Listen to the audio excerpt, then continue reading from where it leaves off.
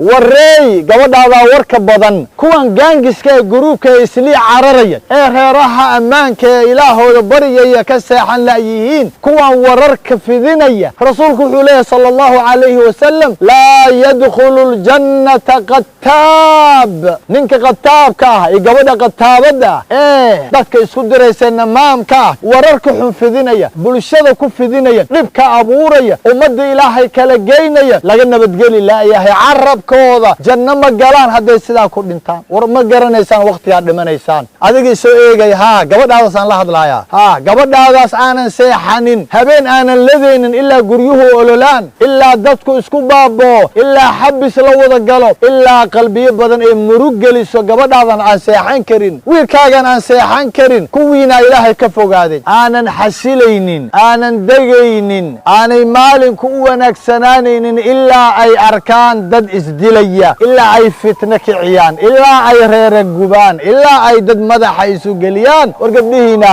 war ilaahay ka baqa war toobad keena war waxaan u qaylinayn waa wanaaggiiniyo toobad keena ilaahay waxaan ka baryayaa ilaahay dhexdeena wax fasaadiya allah inaga fogeeyo ilaahay wax dhexdeena fasaadiya ha inaga fogeeyo waxna kala geeya allah inaga fogeeyo qalbigeena wax xumi geliya allah naga fogeeyo mar walba qalbigeena kuwa wada jiro wanaagsan allah inaga yeelo xiqdiga xasadka allah inaga saaro xumida allah inaga saaro ilaahay waxaan ka baryayaa wada jirkeena iyo midnimadeena allah inoo adkeeyo intaanan guursanin guur wanaagsan allah inta guursatay ubad saalixa allah siiyo inta wax baranaysa waxbarasho anfacda allah siiyo allah idin nabad yeelo ha idin ka raali noqdo mar walba ilaahay waxaan ka baryayaa cudurradan allah inaga baabi'iyo ilaahay guryaheena guryo barakaysan oo khayraysan ha inooga yeelo intaynu xalaqo kale isaga imanayno halku dhiggeenu ha inoo sii ahaado cafi walaalka